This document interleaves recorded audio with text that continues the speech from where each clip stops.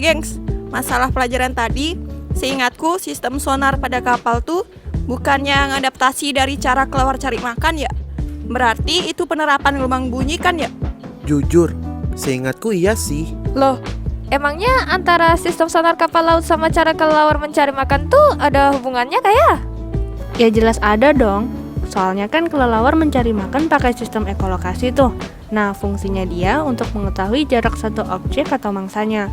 Hal inilah yang dipakai sama manusia untuk menciptakan sonar kapal laut. Sama-sama menggunakan prinsip pemantulan bunyi sih, jadi mereka masih berhubungan deh, gitu. Kayak gini loh gengs.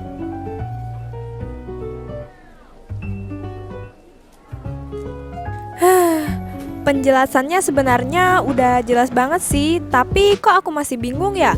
Bagaimana bisa suara yang dipantulkan dapat memperkirakan jarak suatu objek? Aku setuju, Lut. Aku masih bingung nih. Coba ada ya objek yang bisa kita amati secara langsung? Oh iya, kita bisa menggunakan aplikasi Pipox loh teman-teman. Hah? Aplikasi Pipox? Apaan tuh?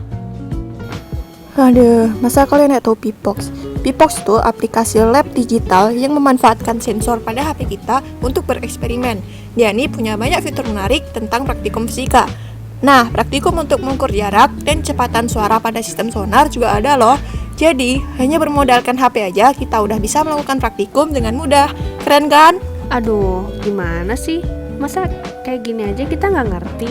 Kita harus bisa lebih inovatif dan kreatif tahu. Mending kita coba aja nggak sih praktikumnya supaya kita bisa jadi paham sama konsepnya. Ayo, let's go! Pada kesempatan kali ini, kami akan melakukan praktikum getaran dan gelombang bunyi. Kami menggunakan aplikasi Pipox sebagai salah satu alat dalam praktikum kami ini, mengingat adaptasi dalam pembelajaran fisika digital.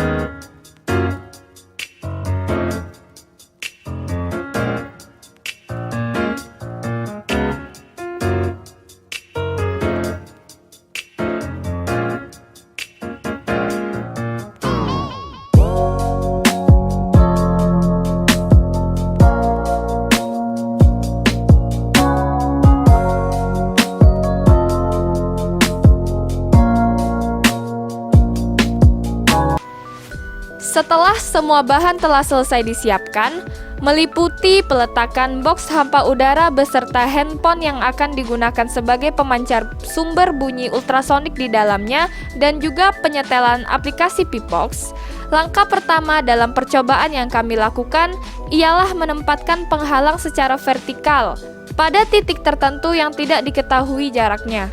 Setelah itu, handphone yang terhubung dengan device lain dinyalakan sehingga bunyi sonar dapat memancar dari handphone yang berada di dalam box untuk menuju penghalang yang ingin diukur jaraknya.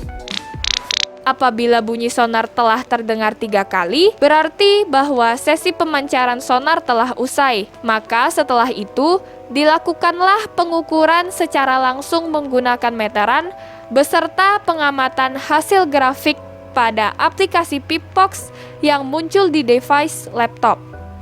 Setelah itu, kami melakukan pencatatan data yang muncul pada tabel percobaan yang telah disiapkan. Selanjutnya, dapat dilakukan pengulangan urutan langkah-langkah yang sama untuk mendapatkan hasil-hasil percobaan yang berbeda. Baiklah, praktikum kami telah usai dilakukan. Landasan teori kami ialah gelombang bunyi merupakan gelombang mekanik, yang artinya dapat merambat pada medium tertentu. Nah, kemudian dengan menggunakan prinsip pemantulan gelombang bunyi atau refleksi, sistem sonar atau sound navigation and ranging dapat dimanfaatkan untuk mengetahui jarak suatu objek tertentu. Selanjutnya, secara perhitungan, jarak suatu objek dapat ditentukan dengan menggunakan rumus S sama dengan setengah V dikali T. V Faktor setengah di depan V menyatakan setengah waktu tempuh dari sonar atau gelombang bunyi bergerak dari objek pemantulan ke sensor penerima pantulan atau receiver. Selanjutnya, variabel praktikum.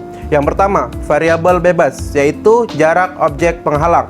Yang kedua, variabel terikat, yaitu hasil grafik pada aplikasi Pipox. Yang ketiga, variabel kontrol, kecepatan bunyi suara konstan 340 meter per second dan kotak hampa udara. Selanjutnya, hasil praktikum.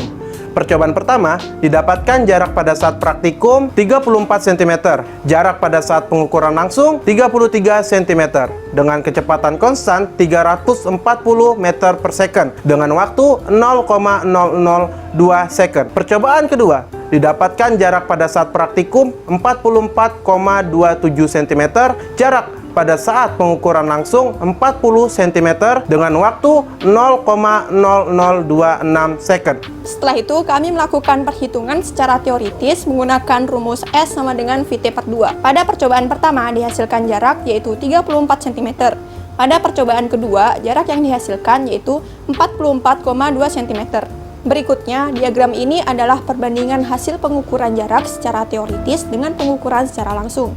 Terdapat selisih antara jarak tersebut karena sonar menggunakan metode perkiraan waktu gelombang datang dari gelombang yang terkirim untuk mengetahui jarak suatu objek. Kemudian, kami melakukan analisis data dan dapat ditarik hubungan antara jarak dan waktu, yaitu semakin cepat waktu yang ditempuh, maka jarak suatu objek yang diukur akan semakin dekat. Selanjutnya, aplikasi getaran dan gelombang bunyi, ultrasonografi atau USG, merupakan teknik pencitraan untuk diagnosis dengan menggunakan gelombang ultrasonik. USG digunakan untuk melihat struktur internal dalam tubuh, seperti tendon, bayi yang berada dalam kandungan, dan berbagai jenis penyakit seperti kanker dan lain-lainnya.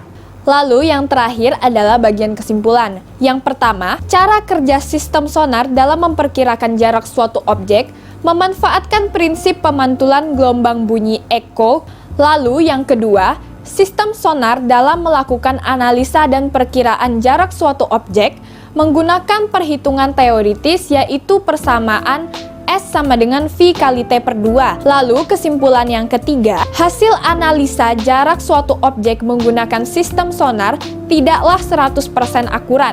Masih terdapat kemungkinan adanya selisih saat dilakukan menggunakan pengukuran secara langsung.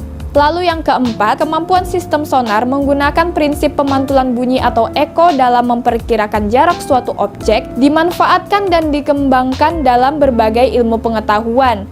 Lalu kesimpulan kami yang terakhir, pembelajaran fisika masa kini yaitu praktikum tidak harus dilakukan secara konvensional, juga dapat dilakukan dengan cara semi-digital, contohnya penggunaan aplikasi Pipox seperti apa yang kami lakukan.